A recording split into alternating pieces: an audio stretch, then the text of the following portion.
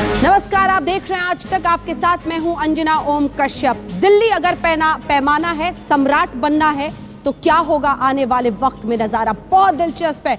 अगले आधे घंटे आप जरूर बने रहिए हमारे साथ, क्योंकि दिल्ली की एक एक सीट पर, जी हां, इसीलिए हम कह रहे हैं 7 के सम्राट, क्योंकि दिल्ली की एक एक सीट पर क्या कहता है हमारा एग्जिट पोल, किसकी तस्वीर दिख रही है भारी और कौन एक तरह से बिल्कुल नकार दिया जाएगा। ये सवाल सबसे दिलचस्प है, क्योंकि यही वो खिड़की है जिससे देश की तस्वीर भी साफ दिखाई दे सकती है। इसको समझना इसलिए भी बहुत अहम है क्योंकि अरविंद केजरीवाल ने विधानसभा चुनाव की जबरदस्त जीत के बाद जो दिल्ली से निकलकर कर लिया बनारस का रुख, तो शायद दिल्ली को लगा कि उनके साथ धोखा हो गया है। और अगर ये धोखा वाकई हो गया है तो फिर दिल्ली की जनता किसका देगी साथ, कौन बनेगा 7 का सम्राट।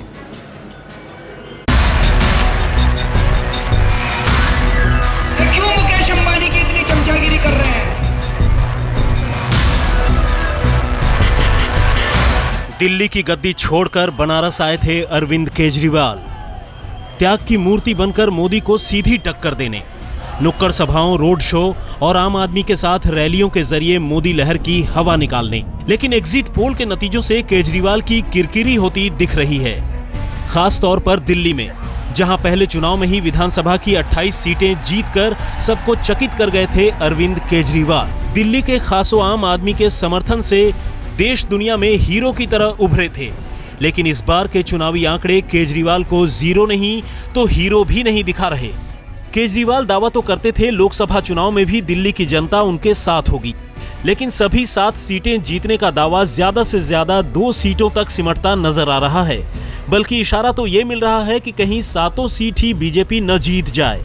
एग्जिट पोल के मुताबिक आप सरकार को समर्थन देने वाली कांग्रेस का तो खाता भी न खुले शायद। ये माना गया एग्जिट पोल के आंकड़े एक अनुमान से ज्यादा कुछ नहीं, लेकिन ये अनुमान ये बताने के लिए काफी है कि महज 6 महीने के भीतर ही आम आदमी पार्टी का रुझान कहां से कहां छिटक गया। क्योंकि दिल्ली वालों के लिए आम आदमी पार्टी की जीत करिश्माई थी, तो कांग्रेस के साथ मिलकर दिल्ली में सरकार बनाने का कदम हैरान कर देने वाला भी था। 49 दिन बाद सरकार के इस्तीफे से तो जैसे कदमों तले जमीन खिसक गई। सवाल उठे कि क्या केजरीवाल ने अपनी सियासत की खातिर जनता की उम्मीदों से आंखें फेर ली? क्या अपने ही वादों और दावों को आम आदमी पार्टी ने हवा में उड़ा दिया? तब अरविंद केजरीवाल और उनके करीबियों ने कहा था कि दिल्ली फतेह कर दिखाएंगे, मगर एग्जिट पोल के आंकड़ों पर यकीन करें तो पूरे देश में आपको 10 से 12 सीटें ही मिल रही हैं। हालांकि खुद केजरीवाल मुख्यमंत्री पद से अपने इस्तीफे को गलत बता चुके हैं, लेकिन अब पछताए होत क्या, जब जनता लगा चुकी है कहीं और मुहर। तो जब हमने सत्ता से बाहर आने का निर्णय लिया तो एक लाइन का निर्णय था सबका ही कि यार जब जन लोकपाल बिल पास नहीं कर पा रहे हैं और उसका वायदा करके आए तो ऐसी सत्ता में क्या रहना, बाहर निकलिए, दोबारा विधानसभा चुनाव लड़िए और बड़ा बहुमत लेके बनाइए। लेकिन हम ये नहीं जान पाए कि भारतीय जनता पार्टी का मीडिया प्रचार तंत्र मिलकर कुछ ऐसा माहौल बनाएगा कि लोगों को कहेगा भाग गए।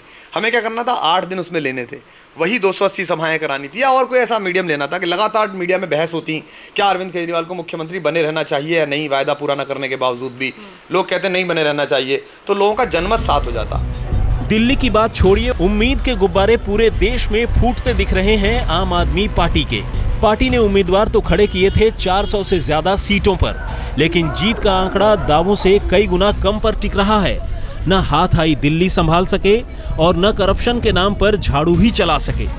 दिल्ली में प्रमिला दीक्षित के साथ कुमार विक्रांत, अमेठी, आज तक। तो आम आदमी पार्टी अभी भी मानने को तैयार नहीं, स्वीकारने को तैयार नहीं कि दिल्ली से उनका जाना जनता को पसंद नहीं आया। चलिए, इसके लिए जरा इंतजार जरूर करना होगा। लेकिन क्या कह रहा है हमारा एग्जिट पोल, ये हम आपको बताएंगे। पहले बता दें कौन कौन से हैं उम्मीदवार, कौन कौन से चेहरे हैं दांव पर दिल्ली की उन 7 सीटों पर जिनके सम्राट को होना है तय।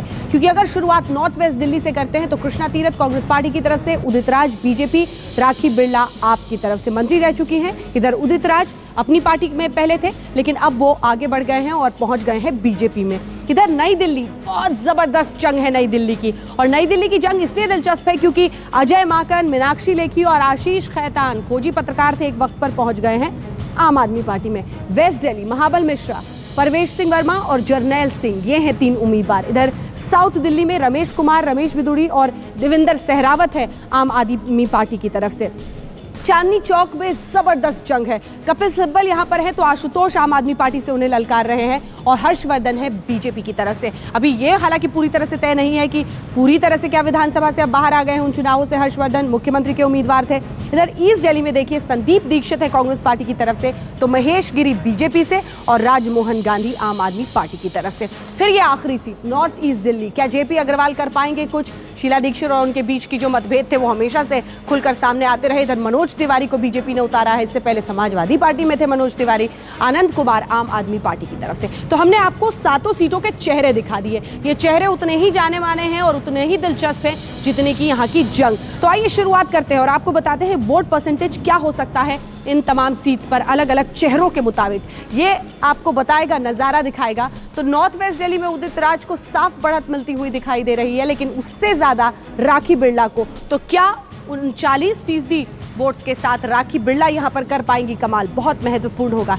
इधर वेस्ट दिल्ली पहुंच जाइए तो परवेश सिंह वर्मा क्लियरली आगे दिख रहे हैं, बहुत साफ तरीके से 56% वोटों के साथ आगे दिख रहे हैं। तो यहां पर कम से कम बीजेपी के लिए अच्छी खबर है, जहां की पहली सीट हमने आपको दिखाई आम आदमी पार्टी की तरफ जाते हुए। अब चांदनी चौक पहुंच जाइए, इससे दिलचस्प जंग हो नहीं सकती। यहां पर हर्षवर्धन का आगे निकल जाना बताएगा कि पत्रकार आशुतोष का पहुंच जाना आम आदमी पार्टी में नहीं फायदेमंद साबित हुआ। कपिल सिब्बल जो कि स्मृति ईरानी को हराने में रहे थे कामयाब और जबरदस्त उनकी पैठ थी, शायद पूरी तरह से यूपीए सरकार के खिलाफ अहम मंत्री रहे हैं, उनका यहां पर साख जाता हुआ दिखाई देगा। वही सिटिंग एमपी हैं। नॉर्थ ईस्ट दिल्ली पहुंच जाइए, 1% का डिफरेंस है, लेकिन यही अंतर शायद जीत का सबब बन जाए आनंद कुमार के लिए, जो कि एक थिंकर माने जाते हैं, थिंक टैंक हैं, वो जीते हुए दिखाई दे रहे हैं। और 1% से मनोज तिवारी अगर हार जाते हैं तो सोचिए उनके दिल पर क्या बीतेगी, क्योंकि पूर्वांचली बहुत है इस इलाके में। मनोज तिवारी को उतारा गया था कि उसका फायदा मिलेगा। इधर जेपी अग्रवाल 18% वोट के साथ हारते हुए दिखाई दे रहे हैं। तो इतनी सीटें हमने आपको दिखाई हैं, जो बाकी सीटें 3 बची हैं, जरा उसका भी रुख कर लेते हैं। और ये देखिए मीनाक्षी लेखी बहुत खुश होंगी इस एग्जिट पोल को कम से कम देखते हुए। एक जाने मानी लॉयर हैं और 46% के साथ वो जीतती हुई दिखाई दे रही। अजय माकन का हारना, मीडिया पूरी तरह से अब कांग्रेस पार्टी का संभाल रहे थे अजय माकन, हालांकि अब वापस मनीष तिवारी उसे संभालने लगे हैं, लेकिन अजय माकन अभी भी बेहद महत्वपूर्ण, राहुल गांधी के बेहद करीबी 23%। इधर 26% के साथ आशीष खेतान का पत्ता साफ होता हुआ। साउथ दिल्ली पहुंच जाइए, साउथ दिल्ली में देवेंद्र सहरावत जो आम आदमी पार्टी के हैं उनको जीत दिख रही है 49%। रमेश बिदुड़ी दूसरे नंबर पर दिख रहे हैं 29% के साथ, और रमेश कुमार कांग्रेस पार्टी की तरफ से 15% वोटों के साथ तीसरे नंबर पर। ईस्ट दिल्ली में महेश गिरी का जीत जाना ये तय कर देगा कि शीला दीक्षित हारी विधानसभा चुनाव में, और अगर यही नतीजे निकल जाते हैं तो संदीप दीक्षित हार जाएंगे लोकसभा चुनाव में, क्योंकि 26 के साथ दूसरे पोजीशन पर राजमोहन गांधी दिख रहे हैं और संदीप दीक्षित हारते हुए दिख रहे हैं। तो हमने 7 सीटों की आपको दिखाई तस्वीर, बताया वोट परसेंटेज एग्जिट पोल के मुताबिक, लेकिन यह बताता है कि बीजेपी को ज्यादा सीटें आ रही हैं और आम आदमी पार्टी को कम, कांग्रेस को सीटें नहीं जा रही हैं। लेकिन आम आदमी पार्टी का सीटें कम होना ये साफ बताता है कि दिल्ली में जो फैसला उन्होंने लिया है वो फैसला सही नहीं है। और इसीलिए आइए जरा दिल्ली का हम रुख करते हैं एक बार फिर से और आपको दिखाते हैं जो वोटिंग परसेंटेज है वो क्या है दिल्ली के लिए। तो शुरुआत बीजेपी से ही होनी चाहिए, क्योंकि सबसे ज्यादा उसी तरफ +7 का रुझान होता हुआ दिख रहा है और 42% वोट जाते हुए बीजेपी की तरफ।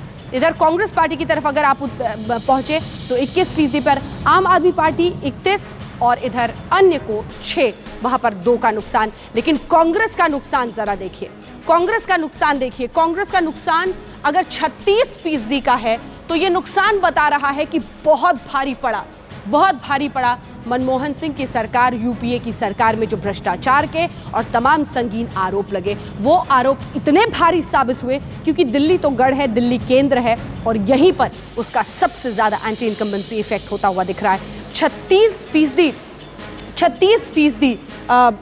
एक तरह से वोट शेयर निकलता हुआ, वोट फीसदी निकलता हुआ। अब जरा सीट का अनुमान लगा लेते हैं और सीट आपको बता देते हैं कि क्या कहते हैं एग्जिट पोल के नतीजे जो हमने कराए हैं।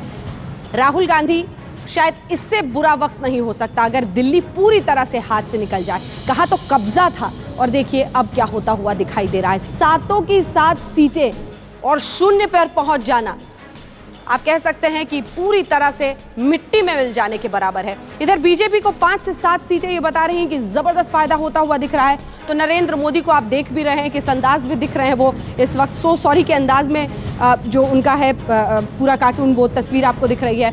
इधर आम आदमी पार्टी के लिए क्या अभी भी सबक है इस बात को लेकर कि शायद जो उम्मीदें उन्होंने जगाई थी उसको पूरे होने में रहे नाकाम, क्योंकि एग्जिट पोल इसी तरफ इशारा कर रहे हैं। दिल्ली गढ़ है, दिल्ली केंद्र है। आज तक के एग्जिट पोल को अगर माने तो बीजेपी को 7 सीटें तक मिल सकती है इसी दिल्ली में। अब इससे काफी हद तक तय होगा केंद्र में सरकार किस तरह से गठित होती है और कितना फायदेमंद ये साबित होता है। डॉक्टर हर्षवर्धन को लेकर भी फैसला अहम होगा। मैं दिल्ली वासियों से अपेक्षा करता हूं कि आप 7 लोकसभा क्षेत्र में भारतीय जनता पार्टी के कमल निशान पर बटन दबा करके भारतीय जनता पार्टी को भव्य विजय दिलाइए। मोदी आए दिल्ली में बीजेपी की लहर बना गए। 7 सीटों पर जीत का दावा कर उनकी भी उम्मीदें बढ़ा गए थे, जो अपनी जीत को लेकर पक्का कुछ कहने की हालत में नहीं थे। अब एग्जिट पोल के नतीजे आए हैं तो दिल्ली बीजेपी अध्यक्ष डॉक्टर हर्षवर्धन समेत सबकी बल्ले बल्ले होती दिख रही है। एग्जिट पोल के नतीजों के बाद डॉक्टर हर्षवर्धन का जिक्र इसलिए क्योंकि विजय गोयल से पार्टी की कमान लेकर इन्हीं को सौंपी गई थी। आम आदमी पार्टी की तरफ से बढ़ती चुनौतियों का कोई तोड़ निकालने के लिए वो काम बखूबी किया डॉक्टर हर्षवर्धन।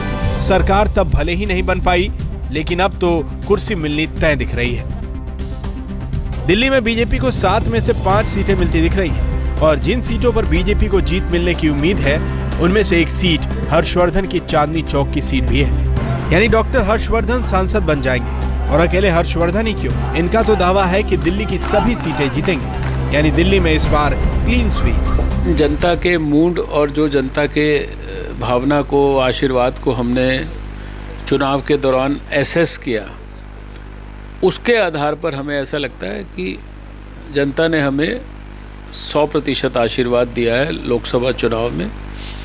और बहुत सारे एग्जिट पोल्स ने 7 में से 7 सीटें भी दिखाई हैं।